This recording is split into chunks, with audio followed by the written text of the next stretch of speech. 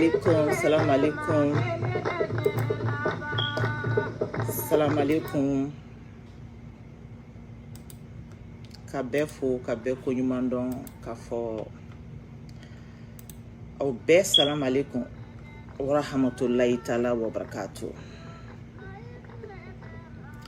Malian akera famaye amakenyi nai. Maliko sumado beke akadi ni volume kan ya ba fonyana. Tumado beke ibi sigi ibi lajeli ke ibi kolosheli ke. Mais atenye fanga board dans ces 2 jours là anga board parce que on y avait fait mon vidéo sans Facebook sans fait. Nye tara boire kala ce n'est pas pour rien. Tara boire abe bom nyono. Tara boire mokachama ta don mais muso mi do aya joro fa mali culture là. Nyono centre culturel mbe nyono qui s'appelle Tara boire à trop d'alendo aledila. Bon, à Banaver dans les années 74 comme ça, mais aya seke aya noto djien kono. Bon, kuma be ode kambi nyono de kan. Nyono na lamini. De badiou. Nyono lamini konna na biya kambe kata banani. Mais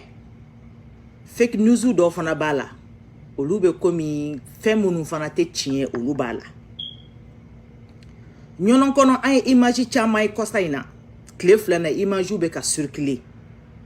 Ay image keme sarala bi kononto e chien.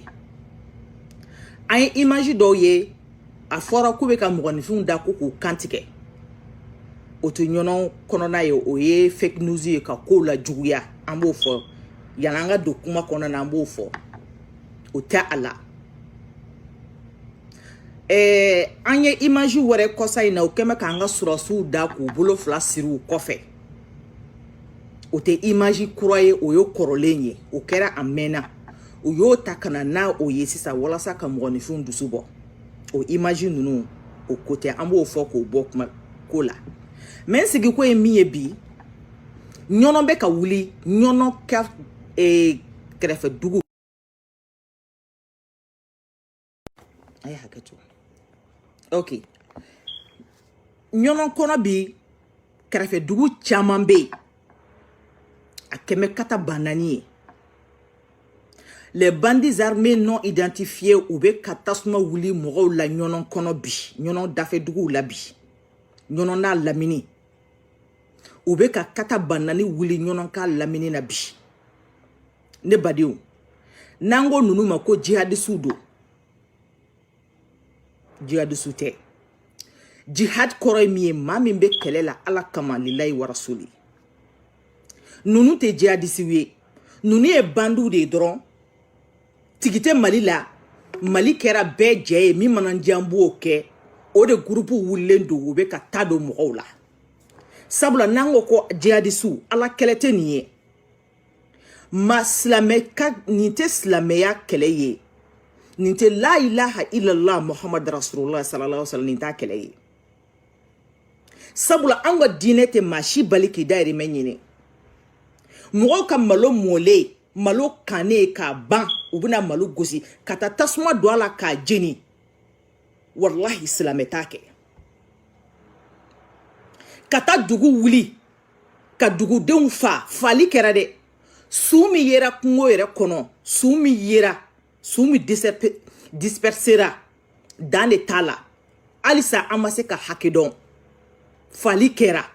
donso fara civilu fara jihadisu yere o doso fana do fa fali koni kera mais hal sine anta don nombre kele mi fagara folo mais ka mogoni fida ka kantiga yo fara ka kola juguya o make mais fali kera quel qu'en soit alpha fali kera nyono bi o keme ka chibla nyono dafe dugu munuma ma se munuma folo B5 B4 B3 nunu kolongono na nunu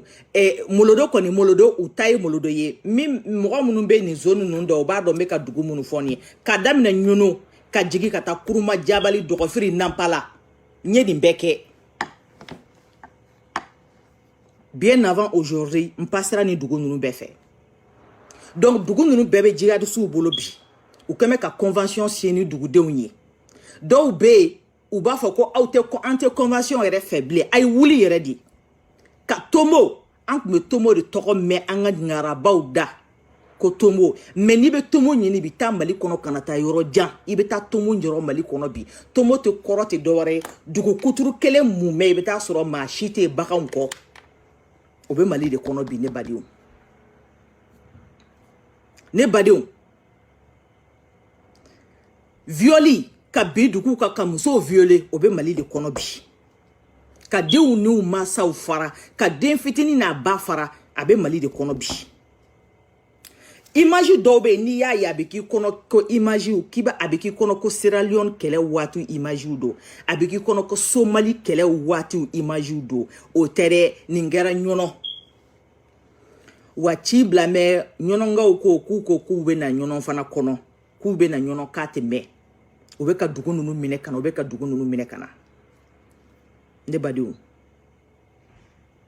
o ye n ka introduction n bɛ don n'o ye mais ne badenw kuma dɔ bɛ yen a man di maa caman tulo la maa caman tɛ fɛ k'a mɛn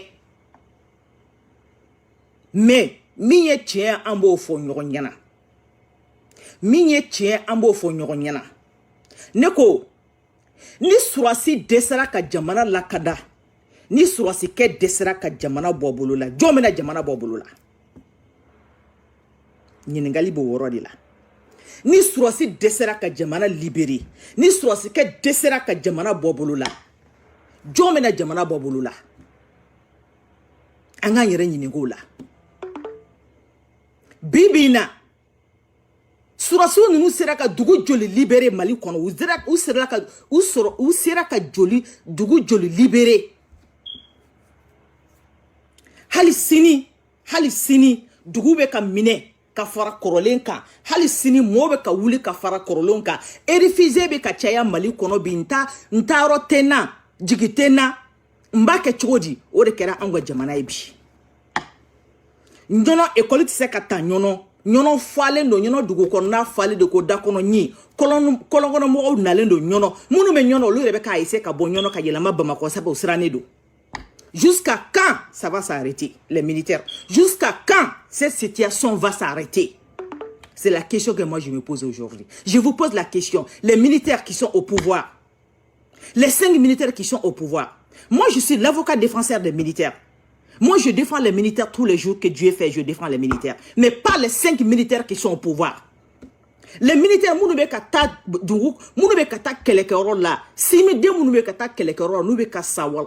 défend. Moi, j'aime bien mon pays, j'aime bien les militaires. Mais nana, kana, dafa, vous avez 1000 situations, vous avez 1000 solutions à résoudre le problème du Mali. Mais jusqu'à présent, l'accord de défense, France, tu sais que Mali boni dingen kono. Ame wola souni clé ka djigi dugu kono. Ko France kata, le dernier mot revient au pouvoir. Les gens qui sont au pouvoir, le dernier mot viendra de eux. On beka keleke quand France ka bo dugu kono. On beka keleke quand te France fait ko France kata. Mais on doit se poser la question aujourd'hui, est-ce que on hakilla ni gouvernement hakilla e kelewa ni suro no hakilla e kelewa? On doit se poser la question. Est-ce que on hakilla ni no hakilla e kelewa? Sinon ni France ka bo dugu kono, ils ont assez bouillé. 72 heures France bo Mali kono. Mais on me wola ambe kulela ambe fait benako France kata. Est-ce que on est sur nous hakila ni on hakila et kelewa? On doit se poser cette question aussi. Malien, moi je suis l'avocat défenseur des militaires. Nye sur défensita kunu, nous défensita bi. Allez cinéma défensita. Il y a des gens qui me posent la question, on connaît ce mot de Soasia. Je ne sais pas là de dire qui je suis. Mais net d'oré, moi je suis un simple malien. Né malien dine me souci nga jamana kadiye. Mais ay ibeka kele koko la bi. Ambi yoro mena bi. m'a fɔ nimisara i bɛ ka tali la dɛ ne ma nimisa i bɛ ka tali la mais an y'an jigi da ni surasi minnu kan de u ka fɛrɛ kɛ u ka wuli u ka an jigi fa u k'an jigi fa ni sira jumɛn ye maliyɛnw ne ni e min bɛ ka ne lajɛ ni anw kɛra président ye bi e min bɛ ka ne lajɛ ni e kɛra président ye bi e ka souci fɔlɔ ye jumɛn ye ni e kɛra Mali président ye bi e min bɛ ka ne lamɛn e cɛba min bɛ ka ne lamɛn e musoba min bɛ ka ne lamɛn e min ko Mali ni Ala ye chance de ma bi k'e taara kuluba ka Mali to ni situation in na e ka wale fɔlɔ a bɛ kɛ jumɛn ye je pense qu'a bɛ kɛ sécurité de jamana kɔnɔ parce que an bɛɛ hami ye o de ye bi an bɛɛ hami ye insécurité min b'an ka jamana kɔnɔ bi ka bɔ Bamako ka taa Sikaso aw b'a kalama ko mobili bɛ si sira fɛ sufɛ mobili tɛ se ka boli bilen a mobili caman bɛ a bɛ si sira fɛ insécurité y'a sababu ye ka bɔ Segu ka bɔ Bamako ka taa Segu bi salatu tigɛ don aw b'a kalama mun na insécurité y'a sababu ye ka bɔ Bamako ka taa Ɲɔnɔ ka bɔ Bamako ka taa Moti insécurité y'a sababu ye sira bɛɛ tigɛlen don je suis d'accord élection kuma kɔni tɛ Mali kɔnɔ sisan je suis d'accord avec ça maa minnu ko élection ka kɛ moi je ne suis pas d'accord avec eux ne tɛ élection ko kuma la sabula ni élection kɛra Mali kɔnɔ sisan tu seras le président de Bamako mais tu ne seras pas le président du Mali ni minnu ko ka élection kɛ a ye taa campagne kɛ nord la fɔlɔ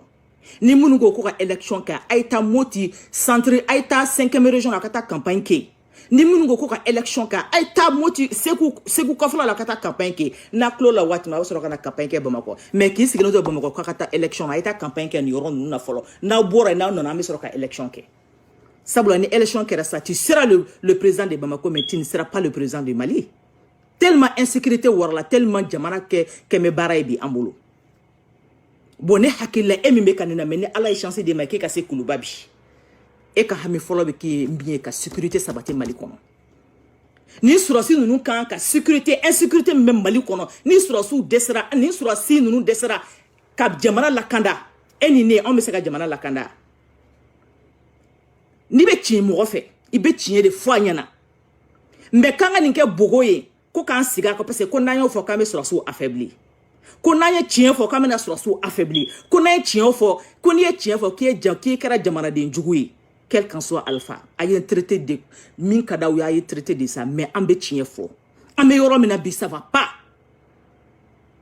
poste bɛ Bamako kɔnɔ poste bɛ Mali kɔnɔ k'a sara ka ca ni miliyɔn surasiw taar'u daga o yɔrɔ bɛɛ la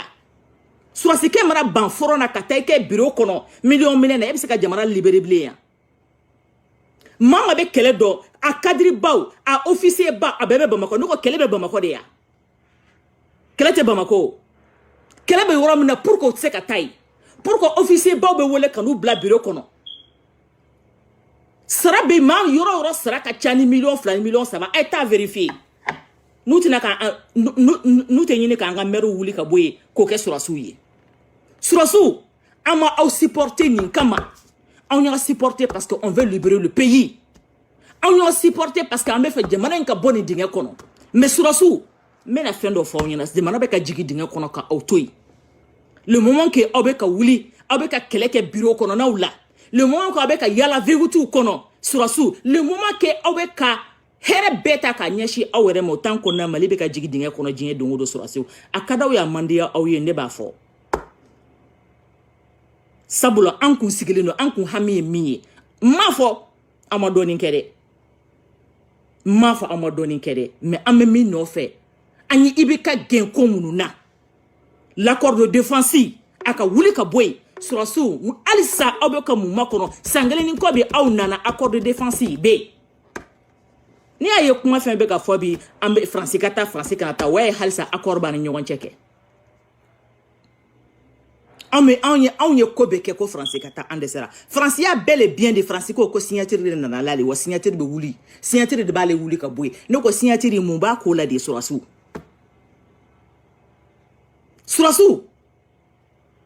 aw bɛ kati surasiw aw bɛ sanfɛ aw bɛ diya bɛɛ la bi surasiw aw sɔrɔ ka cɛ ni Mali bɛɛ ye bi surasiw mais aw kana ɲina anw de aw se ye anw de kɛlɛ kɛ ka IBK gɛn wa IBK gɛn ko minnu na surasiw a caman m'a fɔ a bɛɛ dɛ a caman ɲɔ ɲɛlen don bi surasiw ça ne va pas surasiw balo ka gɛlɛn Mali kɔnɔ bi surasiw balo tɛ ka sa sɔni kɔngɔ bɛna don Mali kɔnɔ sɔni jan bɛna don Mali kɔnɔ sɔni surasiw wallahi maliyɛnw tɛ dumuni sɔrɔ k'a dun bilen sabula sɛnɛ tɛ ka kɛ bagan tɛ ka mara mɔni tɛ ka kɛ surasiw a kɔnɔ ɲinɛ de n'aw bɛ kati diya la ye aw y'a kɔfilɛ a ka dugumamɔgɔw lajɛ aw k'a dɔn k'a fɔ ko Mali bɛ ka tasuma bɛ ka don Mali la surasiw k'an kana nin de fɔ k'an ka tɛgɛrɛ fɔ surasiw kunna galon kan k'an kana nin fɔ ko n'an ye fɔ k'an bɛ surasiw affaiblir mais n'i bɛ maa fɛ i bɛ tiɲɛ de fɔ a ɲɛna n'i bɛ maa fɛ an ye surasiw supporter an m'u supporter ko marifa b'u bolo koyi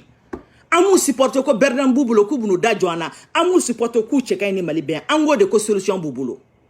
wa an bɛ fɛ solution min bɛ a kana sumaya a ka teliya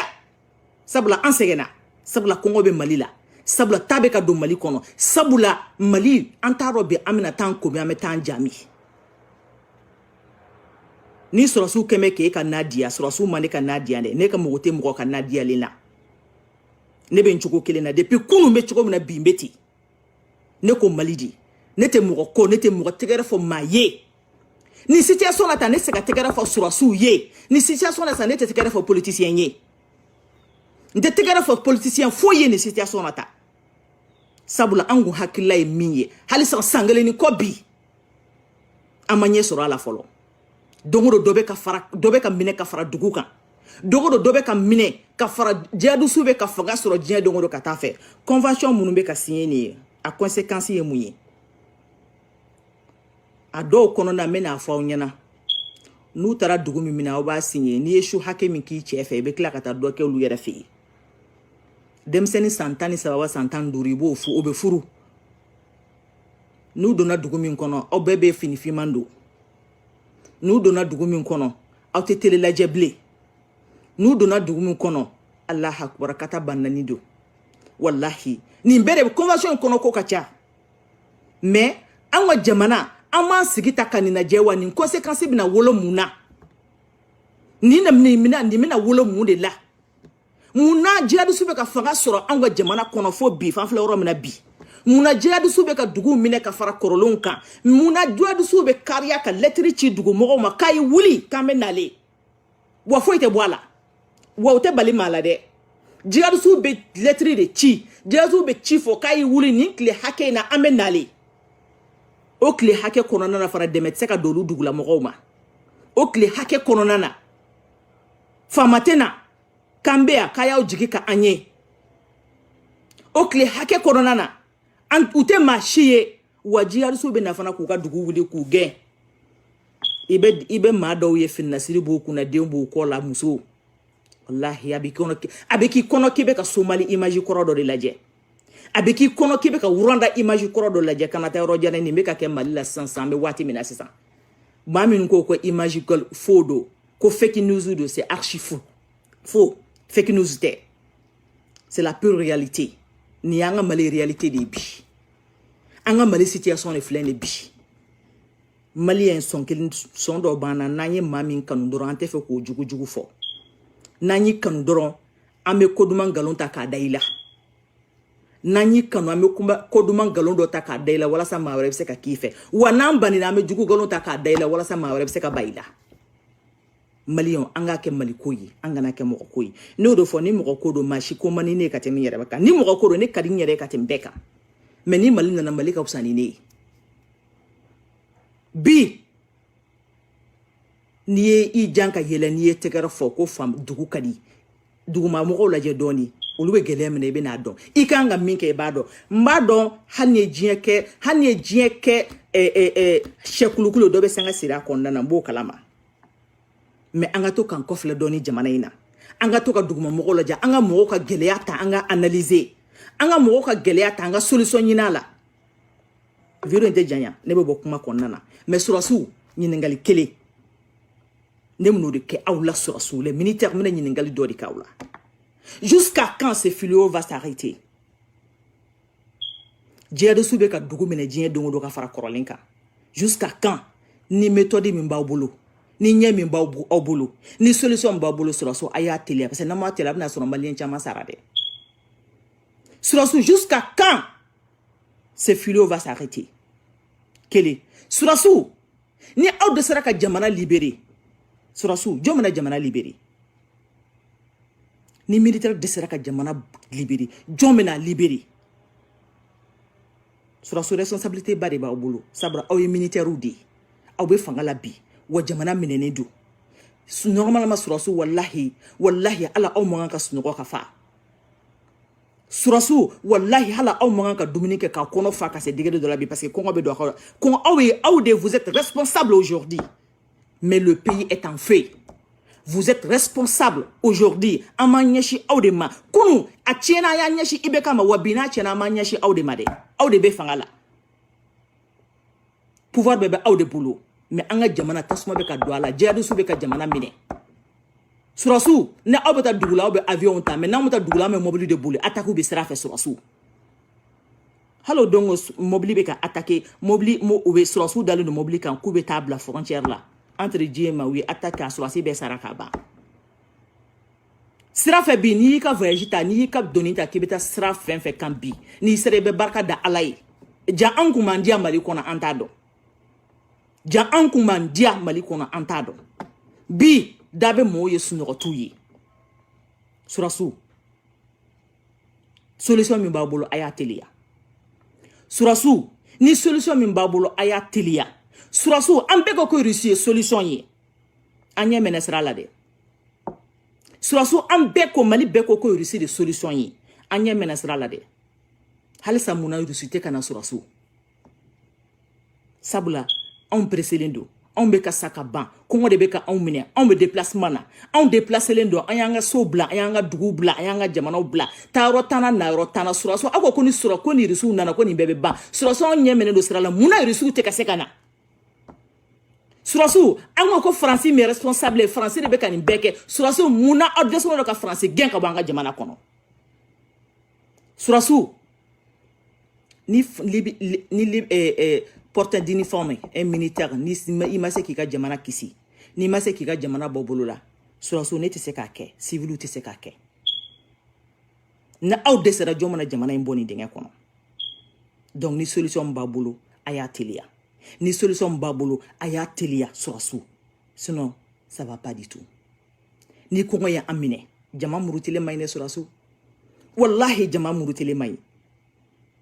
jama murutilen ma ɲi Suraso tɛgɛrɛ bɛ ka fɔ kunna bɛ a kɔnɔ lajɛ dɛ mais n'a tɛmɛna nin kan a bɛ kɛ baara ye dɛ Ala ka hakili ɲuman di an ma donc o de kun fila bɛ n bolo k'a fɔ ne bɛ yan n tɛ changer n tɛ yɛlɛma je dis je me bats pour le Mali n tɛ mɔgɔ supporter n tɛ tɛgɛrɛ fɔ mɔgɔ kunna ne ko Mali ne ka combat tɛ dɔwɛrɛ on veut le changement Mali ka bɔ nin dingɛ kɔnɔ en tant que ni Mali ma bɔ nin dingɛ kɔnɔ ni Mali bɛ nin sira in kan an se ye min ye an b'o fɔ muru t'an bolo marifa t'an bolo an t'o ta yɛrɛ mais an se ye kuma min ye an b'o kɛ n'o kuma bɛ se ka jamana dilan an b'o kɛ c'est pas parce que n bɛ se kuma la nin bɛɛ o tɛ c'est pas parce que je suis tantata o tɛ mais faso kanu n kamana gannen de don daba an ye sunɔgɔ t'an ye image minnu bɛ yen n'i y'a ye n'a bɛ sunɔgɔ tigɛ ka bɛ ɲɛ na o image de bɛ jigin an ka inbox kɔnɔ diɲɛ dogo don donc Suraso an jigi ye aw ye aw nana ka na an dɛmɛ an ka baara la grâce à nous vous êtes à Kati aujourd'hui mais Suraso an kun hakilila ye min ye o tɛ nin ye hali nin don a sumara dɛ donc a y'a teliya solution min bɛ a y'a teliya solution min b'aw bolo aw kana traîner bilen Suraso an mɔgɔ bɛ Russie la jamana in kɔnɔ joona au moins si mɔgɔw bɛna fɔ kɔni a Suraso kɔni nana Suraso jihadistes bɛ ka taa u bɛ ka na dɔɔni dɔɔni Suraso ni nafa min ba nali ma don dɔ a bɛ se dɛ jihadistes bɛ ka na dɛ Ala ka hɛrɛ k'an ni maliden bɛɛ ye Ala ka Mali kisi Ala ka Mali bɔ nin bolo in kan tan maa si se k'i disi gosi ni Mali ye bi k'i b'a fɔ i b'a yira que tu es fier de ton pays nin mana bɔ yen don wɛrɛ n bɛ recherche la militaire étranger minnu sara Mali kɔnɔ général militaire minnu sara Mali kɔnɔ militaire jalabatigi minnu sara Mali kɔnɔ maa wɛrɛ minnu sara Mali kɔnɔ n bɛna n'a lisi ye i tɛ Mali général kelen y'a la i tɛ Mali surasi ɲɛmɔgɔ kelen y'a la anw de ko kɛlɛ b'an ka jamana kɔnɔ on de ko kan ka jamana be guerre la mais an ga jalabatigi be dambe Bamako an ga jalatigi be dambe Bamako n'a fɔra ko nin poste ko million 5 be sɔrɔ ye surasi dɔ be ko ɲɛmɔgɔ ye ayaw sigi wallahi de Allah ye domaine aduna halanga meru ba be u ba be remplacer ni atoro militaire yi ambaro bet se kata kɛlɛ kɛyɔrɔ la mais surasiw kɛlɛ tɛ Bamako surasiw kɛlɛ tɛ Bamako de kɛlɛ be mais Bamako kɔni tɛ donc n'aw be min kɛ n'aw be ka labɛn min kɛ a y'o kɛ n'a y'a teliya an mogo be dɛmɛ la joona joona malidenw mogo be dɛmɛ la joona joona Moti centre kɔnɔna dɔgɔ tɛ jɔ ye bilen 5 km de Moti u b'i fa a 5 km de Ɲono u b'i fa jihadistes tɛ dɛ bandiw de do surasiw nunu tɛ ala ko la nunu tɛ kira ko la nunu ye bandiw di wa bandiw be ka fanga sɔrɔ Mali kɔnɔ bandu be ka fanga sɔrɔ Mali kɔnɔ wa fanga be surasiw de bolo bi an ka jamana ɲɛmɔgɔ ye surasiw de u be poste bɛɛ la mais avec tout ça bandu be ka fanga sɔrɔ Mali kɔnɔ donc on doit vous poser cette question n'i y'o fɔ k'i ye jamanaden jugu ye n'i y'o fɔ k'i ta tɛ Maliko ye n'i y'o fɔ ko a do se t'a bɔ sisan en tout cas ne hakilila de nin ye salam alaikum wa rahmatulahi taala wa barakatuh